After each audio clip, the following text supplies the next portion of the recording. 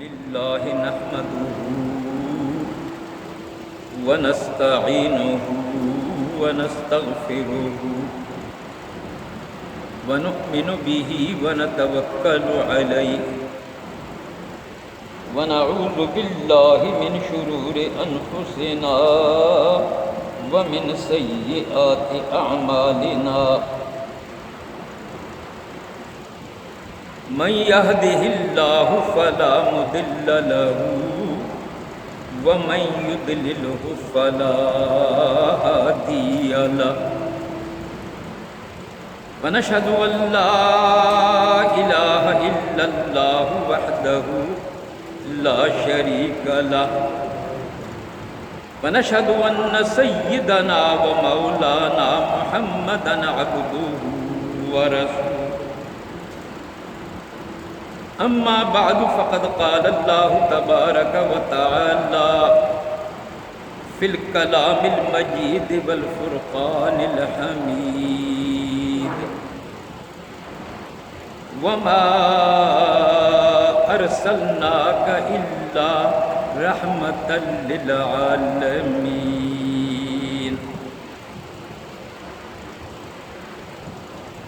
صدق الله العظيم وبلغنا رسوله النبي الكريم ونحن على ذلك لمن الشاهدين والشاكرين والحمد لله رب العالمين.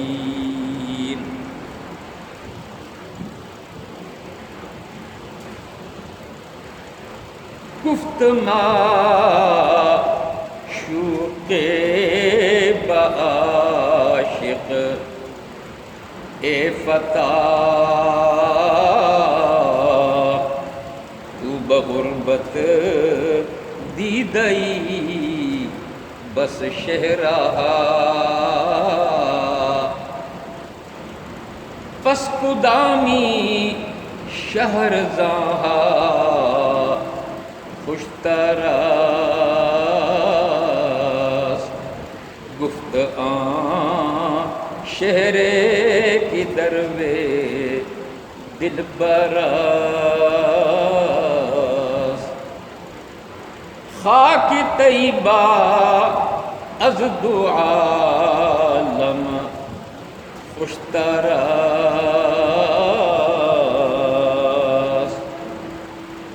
بے خنک شہر کی آنجا دل براس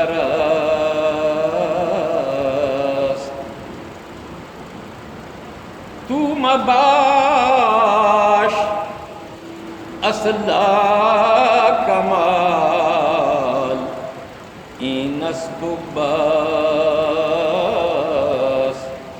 رو درو گمشو وصال این اسب باس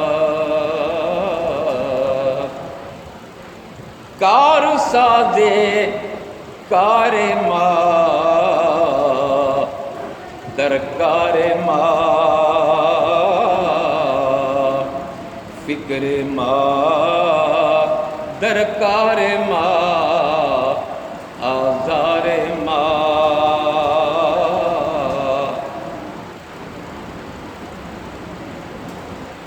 حمد و صلات کے بعد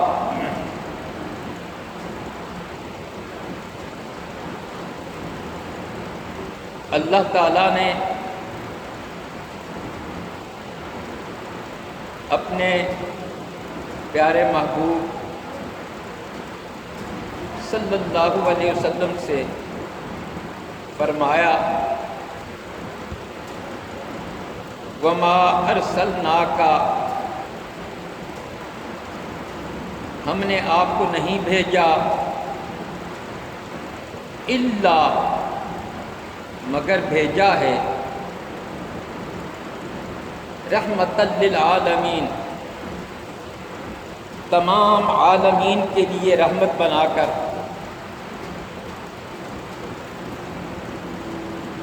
عالم ما سوی اللہ کو کہتے ہیں. اللہ کے سوا ہر چیز عالم ہے، تو حضور علیہ الصلاۃ والسلام کو اللہ تعالیٰ نے تمام عالمین کے لیے مبعوث فرمایا، بھیجا، رحمت بنا کر۔ جس طرح الحمدللہ رب العالمین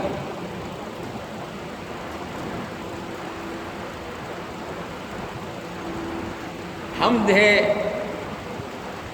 اللہ کے لیے جو تمام عالمین کا رب ہے۔ حضور علیہ الصلاۃ والسلام کی ربوبیت خدا کے سوا ہر چیز کے لیے عام ہے۔ اللہ تعالیٰ ہر چیز کا رب ہے۔ اسی طرح اللہ تعالیٰ کے سوا تمام مخلوقات کے لیے حضور علیہ الصلاۃ والسلام اللہ تعالیٰ کی رحمت ہیں۔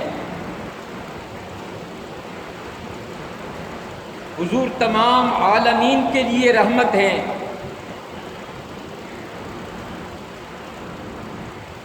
اور یہ صفت خاص ہے حضور علیہ الصلاۃ والسلام کے ساتھ۔ آپ کے سوا کوئی بھی تمام عالمین کے لیے رحمت نہیں۔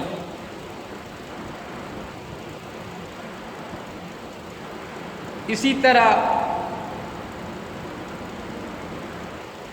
انک لعلی خلق عظیم، یا رسول اللہ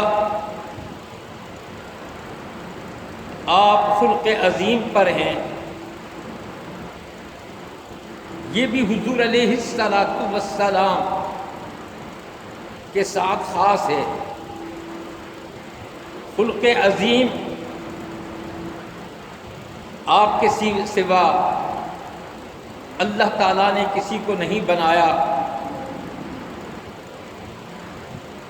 اسی طرح خاتم النبیین، آپ آخری نبی ہیں۔ آپ کے بعد قیامت تک کوئی نہیں آئے گا، تو حضور کا خاتم النبیین ہونا یہ حضور علیہ الصلاۃ والسلام کے ساتھ خاص ہے۔ آپ کے سوا کوئی خاتم نہیں۔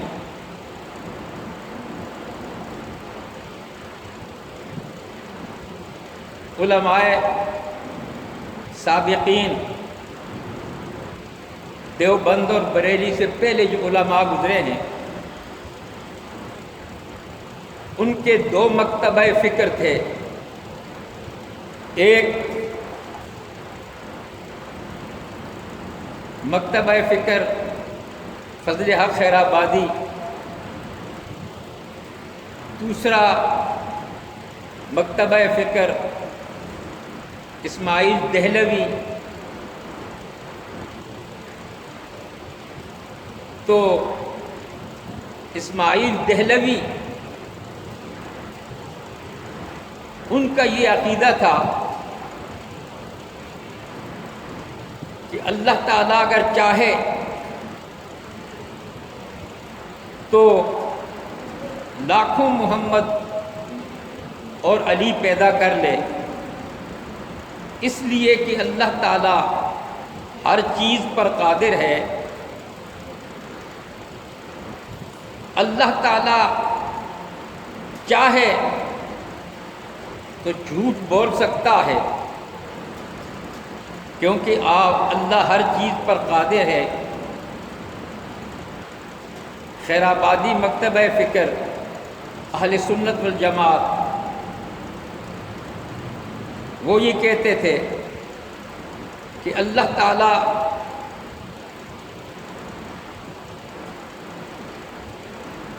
حضرت محمد مصطفیٰ جیسا کوئی نبی پیدا نہیں کر سکتا، اسی طرح اللہ تعالیٰ اپنی مثل کوئی خدا پیدا نہیں کر سکتا، اللہ تعالیٰ ایسا پتھر نہیں پیدا کر سکتا جس کو خود اٹھا نہ سکے، اللہ تعالیٰ ہر اس چیز پر قادر ہے کہ جو اللہ تعالیٰ کی قدرت کاملہ کے ماتحت آتی ہو۔ اسی طرح چوری، زنا اور جھوٹ، ان چیزوں پر اللہ تعالیٰ اس لیے قادر نہیں کہ یہ چیزیں اللہ تعالیٰ کی قدرت کاملہ کے ماتحت نہیں آ سکتی۔ وہ کہتے تھے اگر اللہ تعالیٰ چاہے تو ہزاروں محمد اور علی کو پیدا کر سکتا ہے۔ اس پر اختلاف ہو گیا تو علماء دیوبند کے جو اکابر تھے وہ اسی بات پر تھے کہ اللہ تعالیٰ محمد مصطفیٰ جیسے کئی نبی پیدا کر سکتا ہے۔ تو جب بات آتی ہے خاتم کی تو خاتم کا معنی آخری نبی، تو آخری نبی ایک ہی ہو سکتا ہے اور وہ حضور کی ذات ہے، لہذا دوسرا کوئی نبی خاتم بن کر نہیں آ سکتا، کیونکہ خاتمیت امر واحد ہے اور یہ دو نہیں ہو سکتے، یا ایک آخری ہوگا یا دوسرا۔ تو یہاں انہوں نے خاتم کا معنی افضل کر دیا کہ اللہ تعالیٰ نے آپ کو تمام نبیوں سے افضل پیدا کیا ہے، آپ تمام نبیوں سے افضل ہیں، لہذا اس کا یہ معنی عوام کا معنی ہے کہ آپ آخری نبی ہیں۔ چنانچہ اس کو ثابت کرنے کے لیے انہوں نے تحذیر الناس لکھی اور اس کے اندر اثر ابن عباس ایک روایت ہے، حضور علیہ السلام جب آسمانوں پر تشریف لے گئے،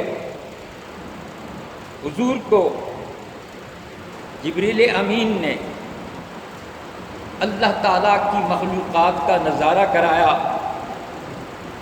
فرشتوں سے اور اللہ تعالیٰ کی خاص مخلوقات سے آپ کا تعارف کیا گیا، آپ کو ملایا گیا۔ تو روایت کے اندر آتا ہے کہ حضور علیہ السلام نے اونٹوں کی ایک قطار دیکھی جس پر کجاوے ہیں دونوں طرف اور وہ چل رہے ہیں۔ جبریل امین سے پوچھا کہ جبرائیل یہ کہاں سے آ رہے ہیں اور کہاں جائیں گے؟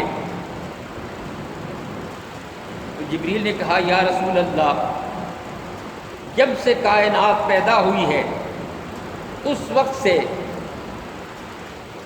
یہ اونٹوں کی قطار مسلسل چل رہی ہے، اور قیامت تک چلتی رہے گی۔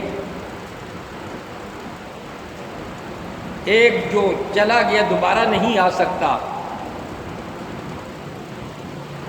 تو حضور نے چاہا کہ ان کجاووں کے اندر دیکھا جائے کیا ہے۔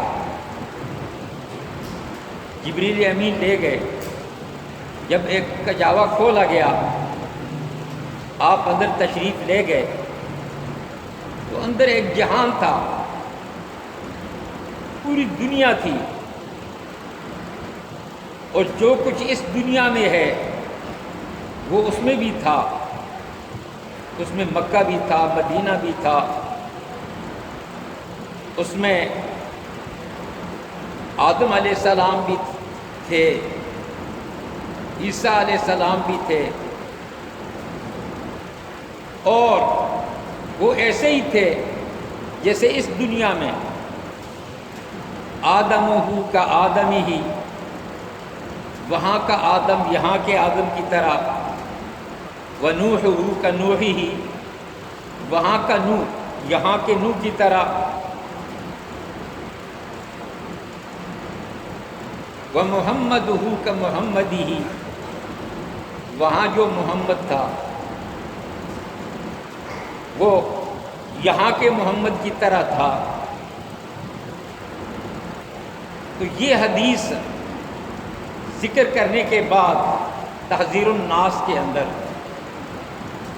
انہوں نے کہا کہ یہ کہنا غلط ہے کہ محمد مصطفیٰ آخری نبی ہیں، آپ کے بعد کوئی نبی نہیں آئے گا۔ اگر ایسا ہوتا تو اس دنیا کے اندر بھی محمد نہ ہوتے،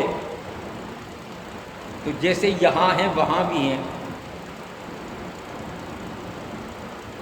تو یہ لکھنے کے بعد انہوں نے کہا کہ یقیناً آخر النبیین، خاتم النبیین بمعنی آخر النبیین ہے، لہذا یہ افضل کے معنی میں ہے، یعنی حضور علیہ الصلاۃ والسلام تمام نبیوں سے افضل ہیں۔ خاتم بمعنی افضل، جیسے کہتے ہیں کہ نوشیروان بادشاہ عدل میں خاتم تھا، یعنی آپ جیسا خاتم عادل کوئی بادشاہ دوسرا نہیں پیدا ہوا۔ حاتم طائی سخاوت کے اندر آخری تھا کہ آپ جیسا حاتم طائی اللہ تعالیٰ کے نام پہ خرچ کرنے والا دوسرا نہیں۔ اور قیس مجنوں کے بارے میں کہتے ہیں کہ وہ خاتم العشاق ہیں، کہ اس جیسا عاشق ان کے بعد کوئی نہیں ہوگا۔ تو حالانکہ ہوں گے، لیکن فضیلت میں ان جیسا کوئی نہیں ہوگا، ورنہ عاشق تو قیامت تک رہیں گے۔ اسی طرح محمد مصطفیٰ صلی اللہ علیہ وسلم خاتم بمعنی افضل ہیں، لہذا اگر کوئی نبی حضور علیہ الصلاۃ والسلام کے بعد آ جائے تو خاتمیت محمدیہ میں کوئی فرق نہیں آئے گا۔ جب یہ عبارت لکھی تو اعلیٰ حضرت عظیم البرکت مجدد دین و ملت مولانا شاہ احمد رضا خان بریلوی رحمۃ اللہ تعالیٰ علیہ نے یہ عبارت علماء عرب کے علماء کے سامنے پیش کی کہ یہ کہنا کہ محمد مصطفیٰ خاتم النبیین کا معنی افضل النبیین ہے، خاتم النبیین کا معنی آخر النبیین نہیں۔ تو ان سب نے لکھا کہ جو یہ عقیدہ رکھتا ہو کہ حضور خاتم النبیین یا آخری نبی نہیں تو وہ کافر ہے۔ حسام الحرمین نے ان تمام عبارتوں کو لکھ کر ان سے فتویٰ لیا، اور وہ آج بھی موجود ہے کہ جو یہ کہے کہ محمد مصطفیٰ صلی اللہ علیہ وسلم آخری نبی نہیں تو وہ مسلمان نہیں ہو سکتا۔ حضور علیہ السلام تمام کائنات کے لیے رحمت ہیں، اور آپ کی رحمت اسی طرح عام ہے جس طرح اللہ تعالیٰ کی عبودیت خالقیت عام ہے۔ تمام عالمین کا رب خدا ہے، اور تمام عالمین کے لیے رحمت حضرت محمد مصطفیٰ صلی اللہ علیہ وسلم ہیں۔ تو حضور کی رحمت عام ہے ہر مخلوق کے لیے، یہاں تک کہ کفار کے لیے بھی حضور رحمت ہیں، کیونکہ حضور کی وجہ سے کافروں پر اجتماعی عذاب نہیں آئے گا۔ ایک روایت کے اندر آتا ہے کہ شیطان نے اللہ تعالیٰ سے کہا، یا الہ العالمین، حضور علیہ السلام تمام مخلوقات کے لیے رحمت ہیں، تو کیا مخلوقات کے اندر میرے لیے رحمت نہیں ہے؟ تو اللہ تعالیٰ نے شیطان کے عذاب کے اندر تخفیف کر دی۔ جو روزانہ ابلیس کو فرشتے مارتے تھے تو اس سزا کے اندر اللہ تعالیٰ نے تخفیف کر دی۔ گویا حضور علیہ السلام نے فرمایا کہ حضور کی رحمت کا حصہ تمہیں مل گیا، اور کافروں کے لیے تو ہے ہی رحمت کہ حضور کے زمانے میں کافروں پر کوئی اجتماعی عذاب نہیں آئے گا۔ تو حضور علیہ السلام تمام کائنات کے لیے رحمت ہیں۔ چرند پرند،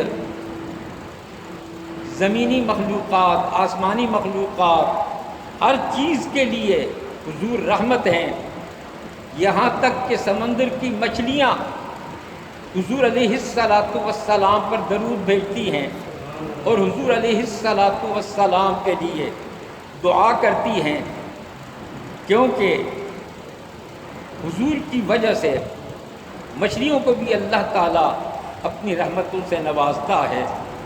تو حضور تمام کائنات کے لیے رحمت ہیں۔ اللہ تعالیٰ حضور کی رحمت سے ہم سب کو حظ وافر عطا فرمائے۔ وآخر دعوانا الحمد